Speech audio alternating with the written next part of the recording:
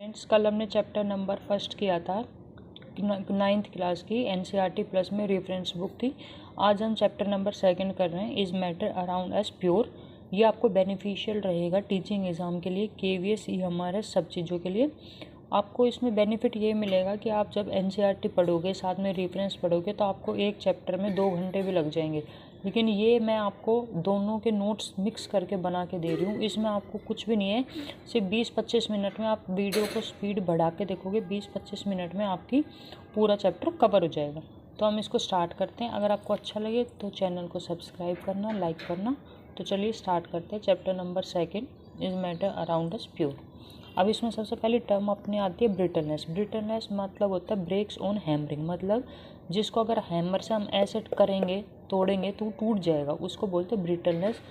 ये non metal होते हैं ना, वो सब होते हैं ब्रिटल, ठीक है, मतलब नॉन मेटल टूट जाते हैं हैमरिंग से। An element is a substance which can't be split into 2 और मोर सब्सटेंस। ये सबको पता होगा, बेसिक चीज़ है कि एलिमेंट वो सब्सटेंस होता है जो 2 या 2 से ज़्यादा पार्ट में हम उसको डिवाइड नहीं कर सकते, ठीक है। जैसे किसी भी मेथड से, हीट, लाइट या इलेक्ट्रिसिटी, वट एवर, उनसे एलिमेंट को हम और फर्दर पार्ट में नहीं तोड़ सकते। सिल्वर मेटल बेस्ट कंडक्टर होता है हीट का, उसकी हाईएस्ट थर्मल कंडक्टिविटी होती है। साथ में silver is excellent light reflector. ये एक एक क्वेश्चन आपका एमसीक्यू में पूछा जाता है, ऐसा कोई भी चीज़ एक्स्ट्रा नहीं है। पूछते हैं बेस्ट कंडक्टर ऑफ हीट क्या है, सिल्वर। एक्सीलेंट लाइट रिफ्लेक्टर क्या है, silver. Highest thermal conductivity, silver. Poor heat conductor कौन है, लेड एंड मरकरी, ठीक है। मेटल और also hard except sodium and potassium. अब मेटल हमारे हैं वो सब हार्ड रहते हैं, 2 एक्सेप्शन है, सोडियम और पोटेशियम। ये दोनों सॉफ्ट रहते हैं, इनको आप नाइफ से भी कट कर सकते हो। इनका मेल्टिंग पॉइंट भी लो रहता है। सिंपल है, अगर सॉफ्ट है, फोर्स ऑफ अट्रैक्शन कम है, जो हमने पिछले चैप्टर में भी देखा था कि फोर्स ऑफ अट्रैक्शन अगर कम होता है तो मेल्टिंग पॉइंट भी लो होता है, तो वो सॉफ्ट रहते हैं। Gallium even start melting on hand. जो गैलियम अपना है वो तो इतना उसका मेल्टिंग पॉइंट लो है कि इवन अगर आप उसको अपने हैंड पे भी लोगे तो भी वो मेल्ट होना स्टार्ट हो जाता है। And graphite and diamond are non metal but good conductor. अब हमारे जो भी नॉन मेटल है वो सब बैड कंडक्टर ऑफ इलेक्ट्रिसिटी रहते हैं, लेकिन एक्सेप्शन अपना क्या आ गया, ग्रेफाइट एंड डायमंड, ये दोनों क्या है, गुड कंडक्टर हैं। आयोडीन हमारा नॉन मेटल है लेकिन लस्ट्रस है, मतलब नॉन मेटल हमारे नॉन लस्ट्रस होते हैं, शाइनिंग नहीं रहती, लेकिन आयोडीन ऐसा है जो लस्ट्रस रहता है और जिसकी डेंसिटी ज़्यादा रहती है। एक नॉन मेटल हमारे पास है ग्रेफाइट, जिसका मेल्टिंग पॉइंट बहुत हाई है, कितना, 3700 डिग्री सेल्सियस। अब हमारे नॉन मेटल सब सॉफ्ट रहते हैं जो नॉर्मली गैसेस फॉर्म में एग्जिस्ट करते हैं, लिक्विड गैसेस में, बट हमारा जो ग्रेफाइट है उसका मेल्टिंग पॉइंट हाई है, ये हमारा एक्सेप्शन है, ठीक है। अब ये सब एक्सेप्शन दिए हूँ आपको, यही पूछे जाते हैं, नॉर्मल ट्रेंड्स नहीं पूछते एग्जाम में, एक्सेप्शन ही पूछे जाते हैं। मेटलॉइड को हम सेमीकंडक्टर भी बोलते हैं, जो मेटल और नॉन मेटल के बीच की स्टेज होती है, ठीक है, उनकी कंडक्टिविटी मेटल नॉन मेटल के बीच की रहती है, उसको हम बोलते हैं मेटलॉइड या सेमीकंडक्टर। इसके एग्जांपल है बोरोन, सिलिकॉन एंड जर्मेनियम, ठीक है। 11 एलिमेंट ऐसे हैं जो गैस फॉर्म में एग्जिस्ट करते हैं रूम टेम्परेचर पे, और 2 एलिमेंट ऐसे हैं जो रूम टेम्परेचर पे लिक्विड के फॉर्म में एग्जिस्ट करते हैं। ये तो आप याद भी कर सकते हो, मरकरी एंड ब्रोमीन। ये 2 ऐसे एलिमेंट हैं जो रूम टेम्परेचर पर लिक्विड फॉर्म में एग्जिस्ट करते हैं। अभी नेक्स्ट अपना आता है मिक्सचर। अब मिक्सचर क्या होता है, 2 और मोर एलिमेंट या compound which are not chemically combined together, मतलब कंबाइंड तो है 2 या 2 से ज़्यादा एलिमेंट, लेकिन केमिकली कंबाइंड नहीं है। इसका एग्जांपल हमारे पास आता है air, gun powder, brass, salt. अब गन पाउडर का डायरेक्ट एग्जाम में क्वेश्चन पूछा जाता है कि गन पाउडर की कंपोजिशन बताओ, इसमें क्या क्या रहता है, potassium nitrate, sulphur and charcoal. Brass भी बहुत बार पूछा जाता है, ब्रास में रहता है 30% zinc and 70% copper. Salt solution को क्या बोला जाता है, ब्राइन, ठीक है। तो ये सब मिक्सचर के एग्जांपल हैं। अब जैसे एयर है, एयर के अंदर नाइट्रोजन है, ऑक्सीजन है, सब चीज़ें हैं, वो ये मिक्सचर हैं, ठीक है। सॉल्यूशन ऑल होमोजेनियस मिक्सचर, उनको हम बोलते हैं सॉल्यूशन। एग्जांपल सोल्ट का सॉल्यूशन या शुगर का सॉल्यूशन। अब हम जब नमक का पानी बनाते हैं, नमक घोलते हैं, तो वो आपको पूरा सेम दिखता है उसकी कंपोजिशन, उसमें कुछ ऐसा आपको अलग अलग नहीं दिखता पार्ट, ठीक है, पूरा घुल जाता है उसके अंदर, वो होमोजेनियस मिक्सचर है। सिमिलरली शुगर का सॉल्यूशन भी होमोजेनियस मिक्सचर है। अब ये आपका डिट्टो एनसीईआरटी में दिया हुआ है। When iron filling mixed with sulphur powder greyish yellow mixture is obtain. जब हम आयरन को सल्फर पाउडर के साथ मिक्स करेंगे तो हमें ग्रे कलर का मिक्सचर ऑब्टेंड होगा। जब इन्हीं को ऐड करके हीट करोगे तो ब्लैक कलर का मिक्सचर मिलेगा FeS का। यहाँ पे हमने मिक्स किया था लेकिन हीट नहीं किया था, यहाँ पे हमने हीट भी किया है। फिर उसके बाद अपना आता है जब आयरन और सल्फ़र को ऐड करोगे CH2 के सॉल्यूशन में तो उसमें क्या है, सल्फ़र आपका डिज़ोल्व हो जाएगा लेकिन आयरन रिमेन सेम। उसके बाद हम आयरन की फिलिंग प्लस में सल्फ़र पाउडर को डाइल्यूट H2SO4 में डालेंगे तो इसमें आयरन तो रिएक्ट कर जाएगा Fe और यहाँ से SO4 FeSO4 बचा अपना H2, ये फोम गैस बना लेगा, फोम H2 गैस, और जो अपना सल्फ़र है वो अनचेंज रहेगा। ये भी क्वेश्चन डायरेक्ट एग्जाम में पूछा जाता है कि जब आयरन फिलिंग और सल्फ़र को CH2 सॉल्यूशन में डालेंगे तो क्या बनेगा और जब डाइल्यूट H2SO4 में डालेंगे तो क्या बनेगा। ठीक है, तो इसको आप याद कर लेना। कंपाउंड जब 2 या 2 से ज़्यादा एलिमेंट केमिकली कंबाइंड हो, मिक्सचर में हमने पढ़ा था केमिकली कंपाउंड नहीं होते, और कंपाउंड में होता है कि केमिकली कंबाइंड होते हैं fixed proportion by mass. Mixture में कोई भी फिक्स्ड प्रोपोर्शन नहीं रहता लेकिन कंपाउंड में फिक्स्ड प्रोपोर्शन रहते हैं, इसीलिए इट इज़ प्योर। अब जैसे वाटर है, वाटर को आप टैप वाटर ले लो, RO का वाटर ले लो, नाले से ले आओ, नदी से ले आओ, उनमें हर जगह आपको पानी का कंपोजिशन सेम मिलेगा, दैट इज़ 1:8। नेक्स्ट चलते हैं। कंपाउंड हमारा ऑलवेज होमोजीनियस है क्योंकि उसकी कंपोजिशन सेम है, लेकिन जो मिक्सचर है वो होमोजीनियस और हेट्रोजीनियस दोनों में से कुछ भी हो सकता है। Solute particle are also called disperse particle and solvent are also called disperse medium. अब सोल्यूट पार्टिकल जैसे हम चीनी का सोल्यूशन बना रहे हैं तो चीनी क्या है, सोल्यूट है, और जो पानी है वो क्या है, सोलवेंट है। तो पानी को हम बोलते हैं डिस्पर्सन मीडियम और चीनी को हम बोलते हैं डिस्पर्स पार्टिकल। ठीक है, एक्वस सॉल्यूशन, जो भी सॉल्यूशन आपका पानी में बनता है उसको हम एक्वस सॉल्यूशन बोलेंगे। और अगर पानी के अलावा कोई ऑर्गेनिक लिक्विड यूज़ किया गया है सॉल्यूशन को बनाने के लिए उसको हम बोलते हैं non aqueous solution. A sugar solution does not scatter a beam of light. ठीक है, कि जब शुगर का हम सॉल्यूशन बनाते हैं अगर उससे आप लाइट को पास करोगे तो उसको स्कैटर नहीं करता, लाइट को पास होने देगा। इसका मतलब क्या है कि जो शुगर के पार्टिकल है वो बहुत ज़्यादा स्मॉल है। ठीक है, वेरी स्मॉल पार्टिकल है तो पाथ उसका इजीली विजिबल पाथ रहता है, मतलब उसको आराम से जो लाइट है, लाइट की बीम है उसको पास होने देता है। अब आता है टिंक्चर ऑफ आयोडीन, ये भी पूछा जाता है। Solution of iodine in alcohol, in water नहीं है, in alcohol. Solution of iodine in alcohol को हम बोलते हैं टिंक्चर ऑफ आयोडीन। ये किस टाइप का मिक्सचर है, सॉलिड इन लिक्विड, क्योंकि आयोडीन अपना सॉलिड है और एल्कोहल अपना लिक्विड है, तो solid in liquid type of solution है टिंक्चर ऑफ आयोडीन। विनेगर किस टाइप का, ये सब पूछे जाते हैं। विनेगर कैसा है, टिंक्चर कैसा है, किस टाइप के सॉल्यूशन है। विनेगर किस टाइप का, vinegar is a liquid in liquid type, क्योंकि एसिटिक एसिड रहता है वाटर के अंदर, तो एसिटिक एसिड भी अपना लिक्विड है और वाटर भी अपना लिक्विड है, तो लिक्विड इन लिक्विड टाइप होता है vinegar. Carbonated drinks are gas in liquid type. Carbonated drink मतलब जो सोडा वगैरह रहता है वो क्या है, गैस इन लिक्विड। गैस हम उसमें डालते हैं, कार्बन डाइऑक्साइड गैस उसमें लिक्विड के अंदर डालते हैं, तो वो कार्बोनेटेड ड्रिंक्स में यूज़ होते हैं, गैस इन लिक्विड टाइप। ठीक है, colloid solution in which size of solute particle is intermediate between those of true solution and in suspension। Colloid होता है जिसमें ट्रू सॉल्यूशन और सस्पेंशन दोनों, इसके जो पार्टिकल साइज है प्लस इसका जो पार्टिकल साइज है उन दोनों के बीच का इंटरमीडिएट साइज के पार्टिकल साइज रहता है कोलोइड में। एग्जाम्पल, सोप का solution, starch solution, milk, ink, blood, ये सब क्या है, कोलोइड है। मिल्क का काफ़ी बार पूछा जाता है कि मिल्क कैसा सॉल्यूशन, ये कोलोइड है। हेट्रोजीनियस होते हैं नेचर में, though they appear to be homogeneous. अब जैसे मिल्क का एग्जांपल लो, मिल्क आपको देखने में होमोजीनियस लगेगा कि भाई सेम तो है, डिफरेंट तो नहीं लग रहा कहीं पे भी, लेकिन वो एक हेट्रोजीनियस मिक्सचर है। तो कोलोइड है, दिखने में तो आपको होमोजीनियस लगते हैं बट दे आर हेट्रोजीनियस। इनको फिल्ट्रेशन से आप सेपरेट नहीं कर सकते। आप एक ही एग्जांपल याद कर लो मिल्क, उसी से आपको बाकी पॉइंट याद हो जाएंगे कि appear to be homogeneous but heterogeneous. और अब मिल्क को अगर छलने से छान लोगे, फिल्टर करोगे तो सेपरेट थोड़ी हो जाएंगे उसके जो कॉन्स्टिट्यूएंट पार्टिकल है, तो they can't separate by filtration. अब हमारा आता है टिंडल इफेक्ट। टिंडल इफेक्ट क्या होता है, scattering of light by colloidal particle. जो हमारे कोलोइड रहते हैं उनके पार्टिकल रहते हैं, जब उनसे लाइट पास कराते हैं तो वो लाइट को स्कैटर करते हैं, उस स्कैटरिंग ऑफ लाइट को हम बोलते हैं टिंडल इफेक्ट। इन सॉल्यूशन तो ये क्वेश्चन इसमें पूछा जाता है कि टिंडल इफेक्ट कौन शो करता है, तो इसमें कौन करता है, colloidal particle. In sol solid particle are dispersed in liquid medium, in aerosol solid और liquid is dispersed in gas।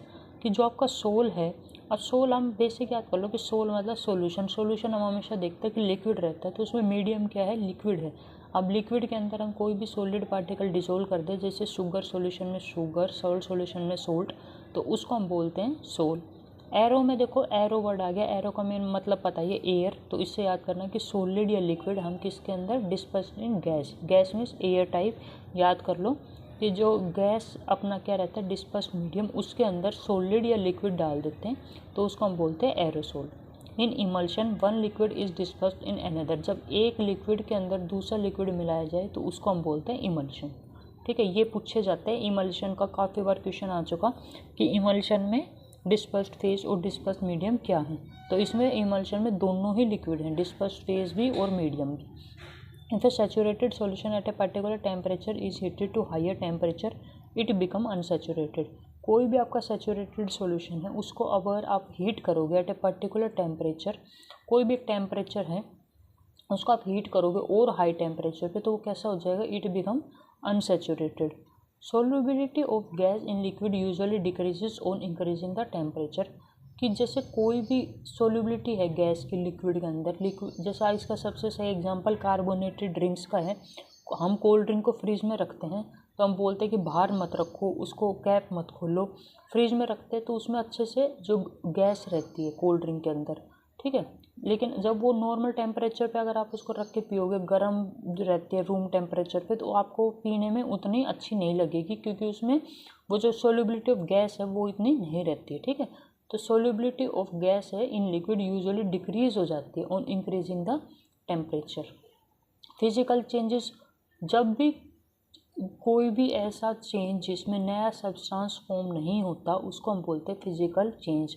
Substance involve do not change their identity. ऐसा नहीं है कि जो आपके रॉ मटेरियल से नया चीज़ बनी तो उसमें उसने अपनी आइडेंटिटी चेंज कर ली, वो सेम ही रहता है, ठीक है। इसको हम इजीली रिवर्स भी कर सकते हैं। Change in state, size, shape, इन सबको हम फिजिकल चेंज बोलते हैं। इसमें कोई भी नया केमिकल सब्सटेंस नहीं बनता है, ठीक है।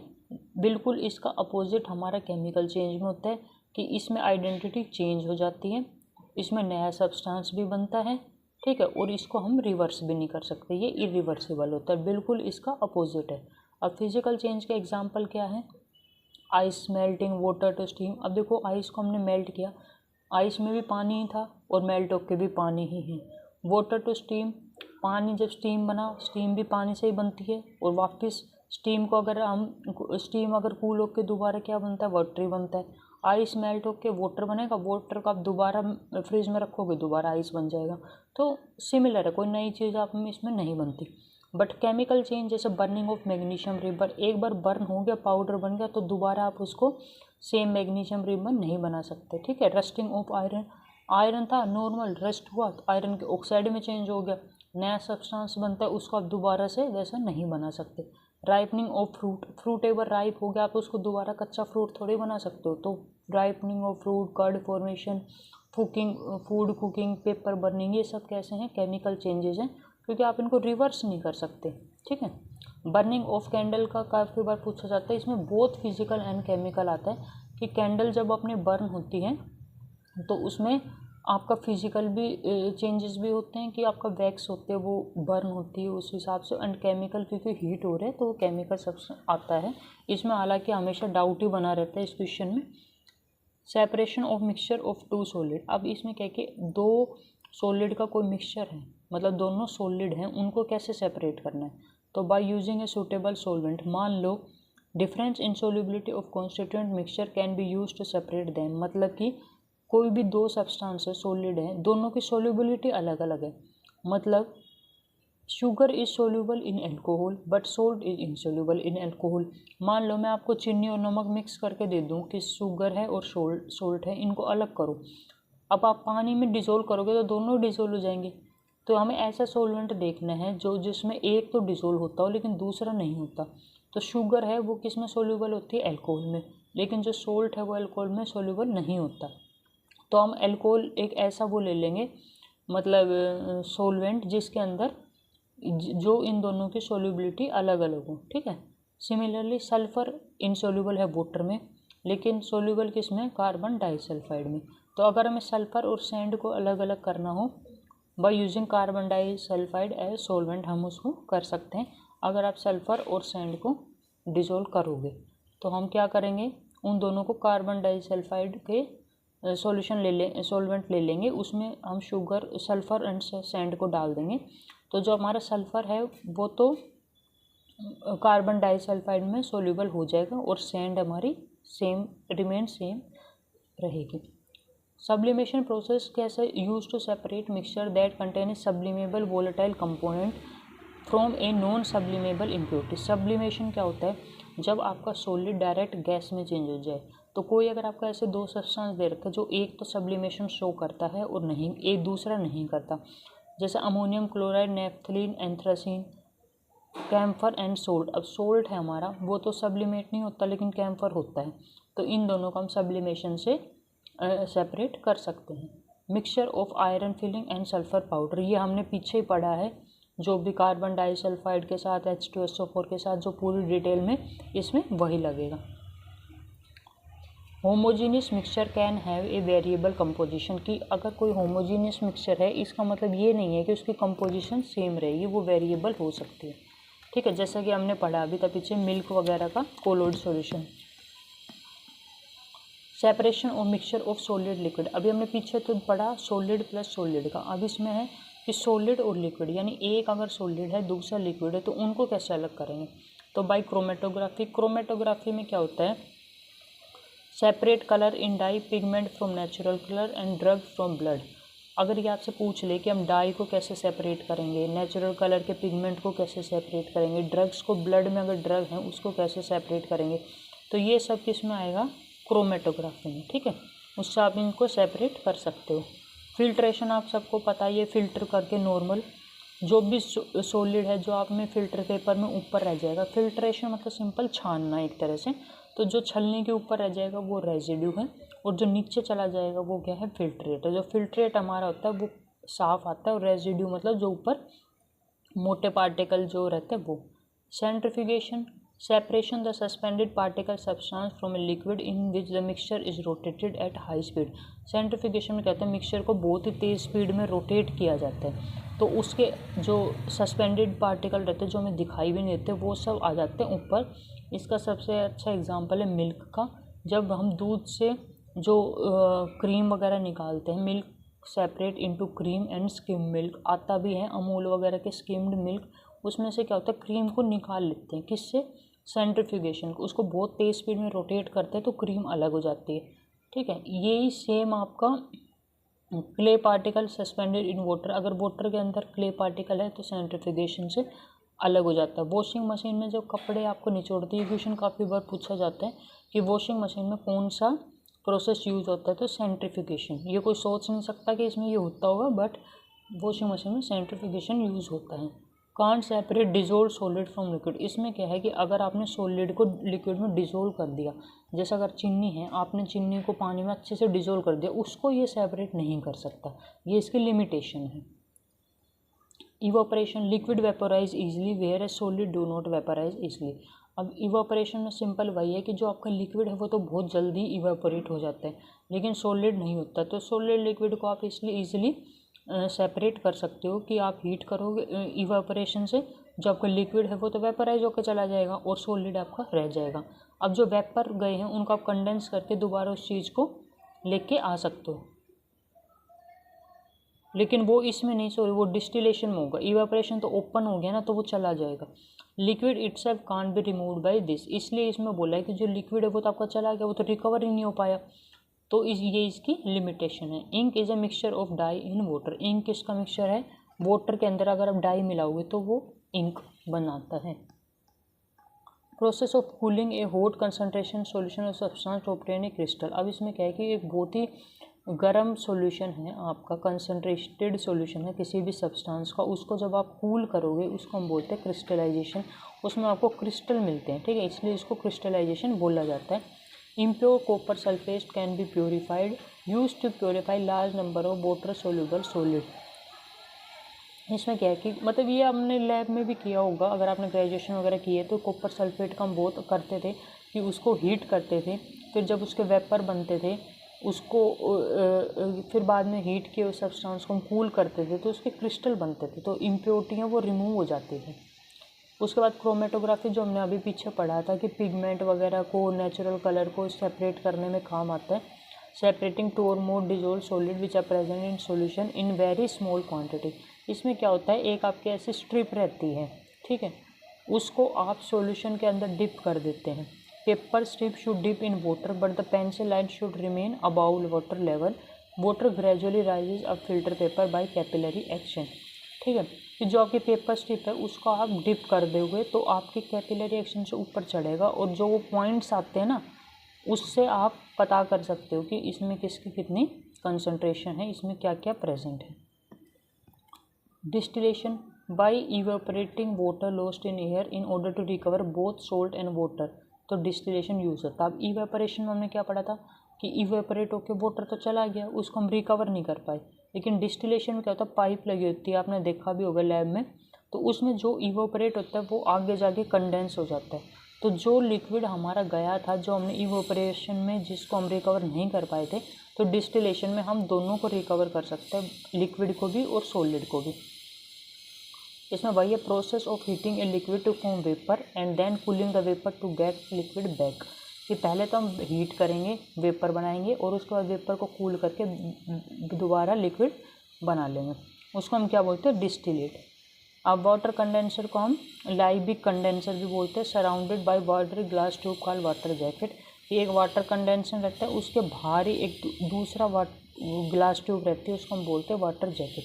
ये इतना नहीं पूछते, ये थोड़े अलग है, बट डिस्टिलेशन की नॉर्मल डेफिनेशन और उसका क्या फ़ायदा है कि उसमें हम दोनों ही रिकवर कर सकते हैं, जो कि इवेपोरेशन में नहीं कर सकते थे।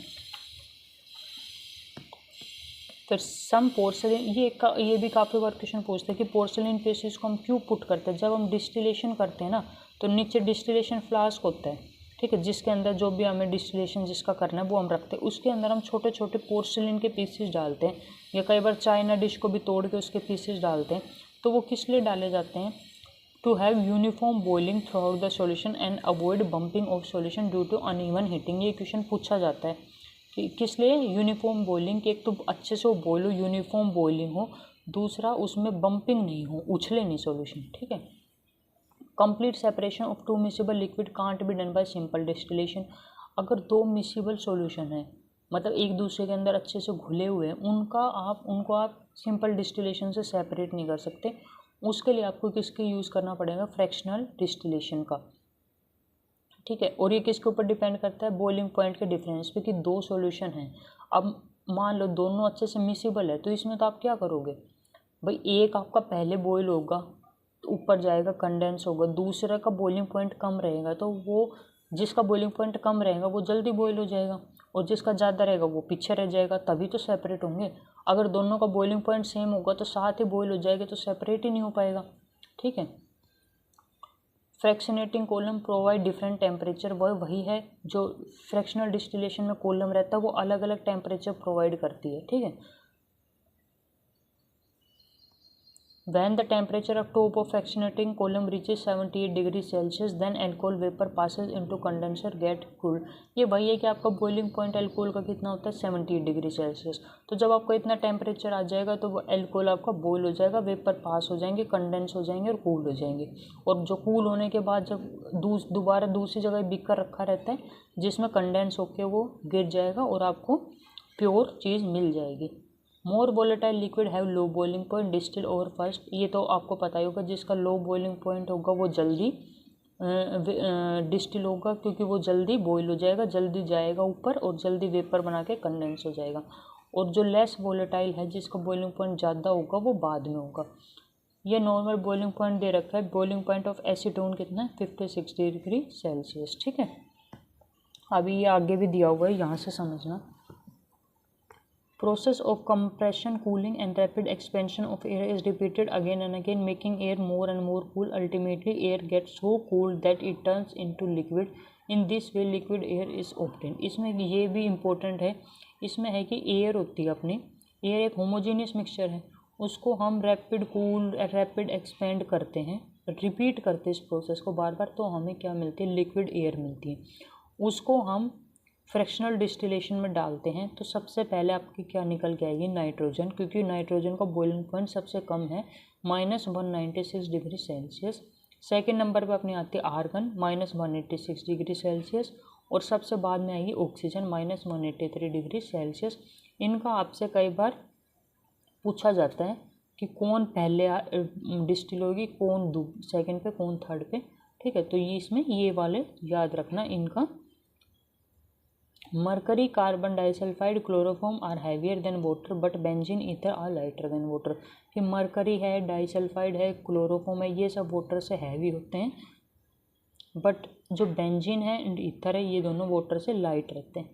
During extraction of iron in blast furnace heavier molten iron form lower layer at base of blast furnace will lighter slag form separate layer on top. अभी आपको पता ही है जो भी चीज़ हैवी होगी वो नीचे सेटल डाउन हो जाएगी। तो जब हम आयरन का एक्सट्रैक्शन करते हैं ना, ब्लास्ट फर्नेस में डालते हैं आयरन को, उसका एक्सट्रैक्शन करते हैं, तो जो मोल्टन आयरन रहता है वो हैवी रहता है, वो नीचे लोअर लेयर में सेटल डाउन हो जाता है, और स्लैग रहता है जो लाइट रहता है वो ऊपर, मोल्टन आयरन नीचे, उसके ऊपर लेयर बना लेगा स्लैग वाला, ठीक है। सॉल्यूशन हमारा कैसे रहता है, होमोजीनियस, और मिक्सचर, सस्पेंशन और कोलोइड ये कैसे रहता है, हेट्रोजीनियस। ये जो पीछे पड़ा था उसको जस्ट शॉर्ट में समरी है कि याद करने के लिए, कंफ्यूजन नहीं हो कि होमोजीनियस सिर्फ कौन है, सॉल्यूशन, और अपना मिक्सचर, सस्पेंशन एंड कोलोइड ये तीनों कैसे हैं, हेट्रोजीनियस। बॉइलिंग पॉइंट में अगर डिफरेंस ज़्यादा है तो आप सिंपल डिस्टिलेशन कर लो, और अगर बॉइलिंग पॉइंट में डिफरेंस 25 K से कम है तो आपका क्या होगा, फ्रैक्शनल डिस्टिलेशन। तो ये आपका चैप्टर यहाँ पे ख़त्म होता है, सेकंड चैप्टर क्लास 9th का, ठीक है। इसके बाहर से आपका कुछ नहीं आएगा, इसमें आपके NCERT प्लस में आपकी रेफरेंस बुक लखमीत सिंह वगैरह की कवर की गई हैं। साथ में कुछ ऐसे भी क्वेश्चन हैं जो प्रीवियस ईयर में आए हुए हैं वो इसी में ऐड ऑन किए हुए हैं, तो आपको इसके अलावा एक्स्ट्रा कुछ भी पढ़ने की नीड नहीं होगी। आप इसी को रिवाइज़ करो, आपका 20-25 मिनट में आप इसको 1x 2x की स्पीड पे देखो, 1.5 की स्पीड पे देखो फटाफट। अगर एग्ज़ाम है तो टाइम वेस्ट बिल्कुल नहीं करना है, ठीक है। यहाँ से आपका कवर हो जाएगा, सिंपल यहाँ से पढ़ो और जाके अपने MCQ प्रैक्टिस करो, ठीक है।